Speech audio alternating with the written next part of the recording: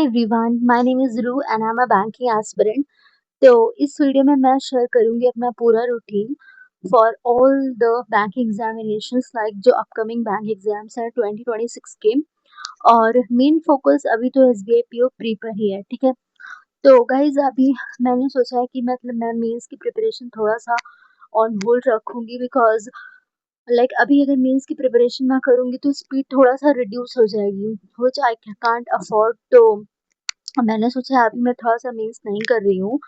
Mains का basically अगर आप कह सकते हो डीआई मेंस बेस्ड क्वांट में और रीजनिंग में पजल्स बिकॉज़ उसमें थोड़ा टाइम ज़्यादा लग जाता है तो स्पीड घट जाती है। तो उसको मैंने सोचा अभी मैं नहीं करूँगी और मेरा मेन फ़ोकस अभी प्री एग्ज़ाम पे है, ठीक है? तो आज का अगर मैं शेड्यूल अपना बताऊँ तो सबसे पहले मॉर्निंग में मैं उठ गई थी मैं थोड़ा-सा लेट नाइट वैसे मैं कभी-कभी उठ जाती हूँ लेकिन जब मैं लेट नाइट पर्सन हूँ तो मैं थोड़ा-सा लेट में ही उठती हूँ मॉर्निंग में। 9 एएम के अराउंड मैं उठ जाती हूँ कि बिकॉज़ इस टाइम भी मेरे डैड मतलब अपने वर्क के लिए जाते हैं तो आई फील कि अभी मुझे उठ ही जाना चाहिए अदरवाइज़ पापा विल रियली स्कोल्ड मी कि अभी तक सो रही हो। तो वैसे तो पापा को लगता है कि मैं देर रात तक पढ़ती हूँ तो वैसे ज़्यादा कुछ तो नहीं कहते। बट उन्हें लगता है कि इतना देर तक पढ़ी हूँ तो वैसे तो नहीं कहेंगे बट कभी-कभी लगता है ना कि हम पापा बाहर से आए हैं या फिर मम्मी बाहर से आई हैं तो बहुत सारा कुछ देख के घर में अगर कोई सो रहा है तो it's very bad, it looks very badly. मैं थोड़ा-सा अब मुझे सुबह उठने की आदत ही नहीं पड़ रही है गाइज़। कितना मैं कोशिश कर लेती हूँ अगर मैं सुबह उठ जाती हूँ ना, तो मुझे ऐसा होता है कि हेडेक पूरा दिन होता है, मुझे बहुत ज़्यादा हेडेक होता है। और ये मॉर्निंग में उठने वाले लोग जो भी होते हैं तो उनकी आदतें अच्छी होती हैं और उससे बहुत प्रोडक्टिव डे होता है। अगर अभी कभी भी मैं उठूँ एग्ज़ाम देने ही उठती हूँ, उसके अलावा तो मैं नहीं उठती या 1-2 दिन उठ गई तो उठ गई। हाँ, तो जब मैं एग्ज़ाम देने उठती हूँ ना, तो देने के लिए जिस दिन होता है एग्ज़ाम मॉर्निंग शिफ्ट में जब होता है, तो मैं जैसे मॉर्निंग में गई, तो मुझे लगता है आज का दिन कितना ज़्यादा लॉन्ग था। तो लेट नाइट वैसे पढ़ना तो ठीक है बट आई एम तो इतना ज़्यादा थोड़ा-सा इतना अच्छा नहीं है। तो मैं कोशिश करती हूँ कि थोड़ा-सा मॉर्निंग में उठूँगी अभी कोशिश करूँगी तभी जाके बाद में नहीं दिक्कत हो ही जाएगी। हेल्थ इश्यूज़ भी हो जाते हैं बट अभी बिकॉज़ प्रोडक्टिविटी नहीं आती है तो मैं थोड़ा-सा लेट में लेट नाइट तक पढ़ती हूँ और सुबह थोड़ा-सा लेट उठ जाती हूँ, बहुत ज़्यादा लेट तो नहीं।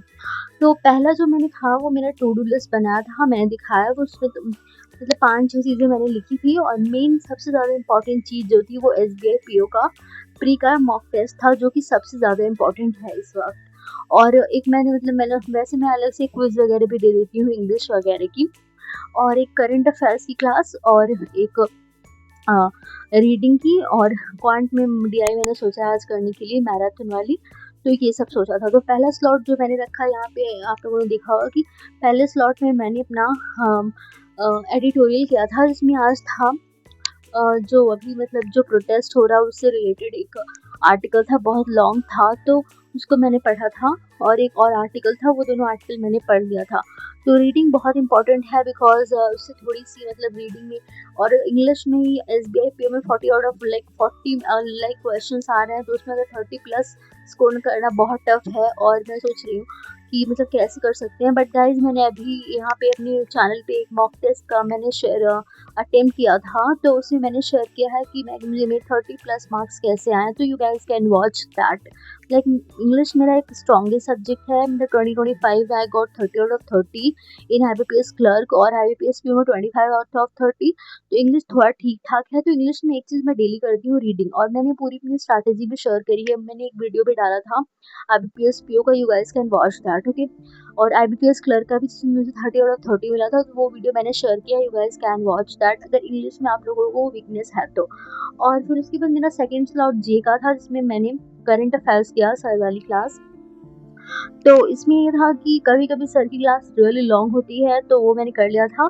और यहाँ पे ना तो जो ये एक पेज होता है जहाँ पे सर पूरा हर न्यूज़ का एक होता है कि कम का उसमें पूरे न्यूज़ का कंपाइलेशन होता है तो वो बहुत इंपॉर्टेंट होता है, वो मैं कर ली हूँ। तो फिर उसके बाद ये मेरा डीआई मैराथन वाली क्लास है जिसमें कि एसबीआई पीओ और आईबीपीएस पीओ के प्री के डीआई सर ने कराए हैं, तो ये बहुत ईजी था। तो इसको मैंने मतलब बहुत ईजी तो नहीं था, मतलब वैसे थोड़े से अगर मेंस क्वेश्चन करते हैं तो ये थोड़ा सा ईजी लगता है, तो ठीक ठाक ही था।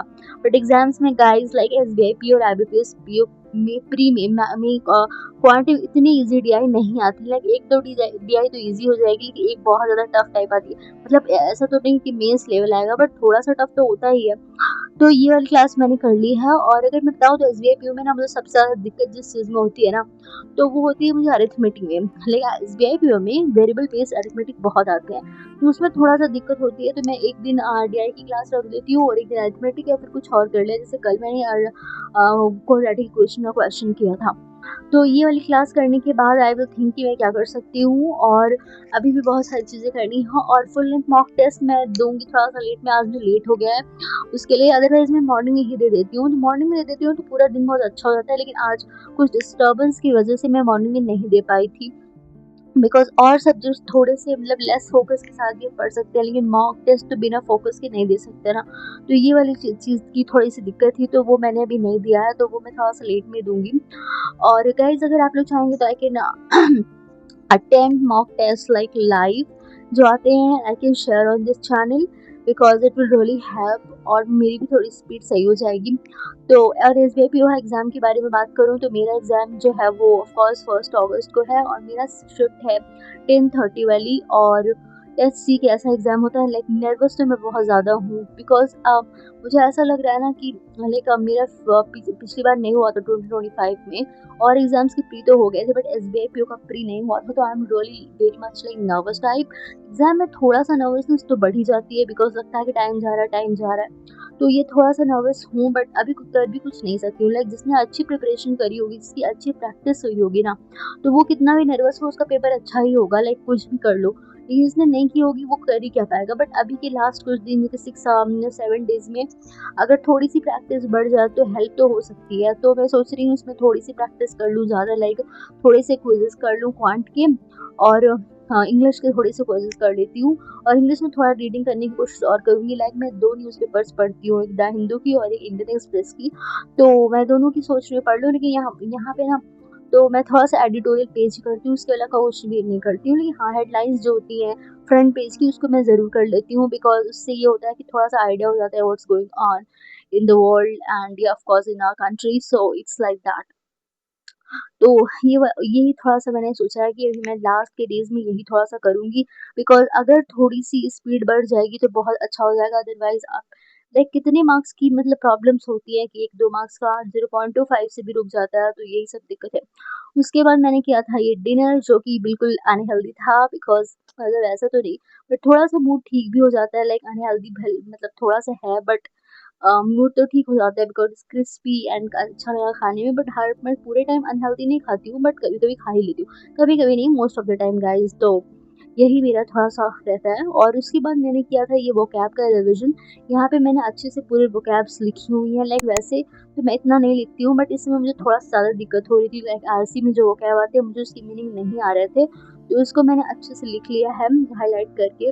तो इसको मैं रिवाइज कर लेती हूँ। लाइक कुछ वर्ड्स लाइक बार बार आते रहते हैं, उसकी मीनिंग मुझे नहीं पता था। लाइक स्क्रैपुलस हो गया, और एक वर्ड था क्या था मुझे रिबफ करके कुछ वर्ड्स थे जिनके मतलब मुझे नहीं पता था, और ये मॉक टेस्ट में वर्ड्स आए थे, तो मैंने इसको लिख लिया था।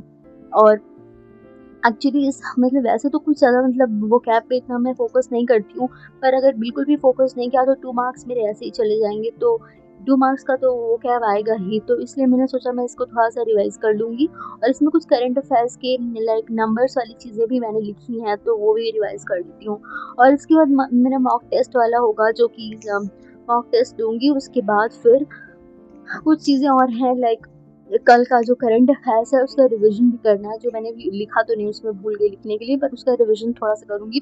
पर मैं जीए के लिए अभी इतना टाइम नहीं दूंगी जीए में, बिकॉज अगर ज़्यादा जीए के लिए टाइम दे दूंगी अभी ना, तो प्री नहीं निकलेगा, तो प्रिपेयर करने का कुछ मतलब ही नहीं होगा। तो यही था आज का गाइज मेरा ये पूरा रूटीन। और मैं डेली सोच रही हूँ कि व्लॉग शेयर करूँ, बट अगर कभी कभी हो सकता है ना ही हो पाए, बट कोशिश करूँगी कि मैं डेली ये शेयर कर पाऊँ और कंसिस्टेंट रह पाऊँ। बिकॉज 2026 में मैं सोच रही हूँ बस मेरा सिलेक्शन हो जाए, because life is very bad without this. और बहुत कुछ मतलब हो रहा है, बहुत कुछ चीज़ें चलती रहती हैं लाइफ में। तो सबकी अच्छे से मतलब प्रिपरेशन आप लोग भी करो guys and get selected in 2026। और अच्छे से प्रिपरेशन करने से अच्छा होगा ही exam, nobody can stop us from doing that. So yeah be prepared for the exam. And आज के लिए गाइस यही तक था, मतलब यही तक मैंने शूट किया था, और ये था मेरा शेड्यूल, और ये थे वो कैब्स जो मैंने आज लर्न किए थे। So guys thank you so much for watching this video. I hope आपको वीडियो ठीक ठाक लगी होगी, और अच्छी लगी हो तो प्लीज़ सब्सक्राइब कर देना। Thank you so much for watching this video. Okay, see you tomorrow, bye bye.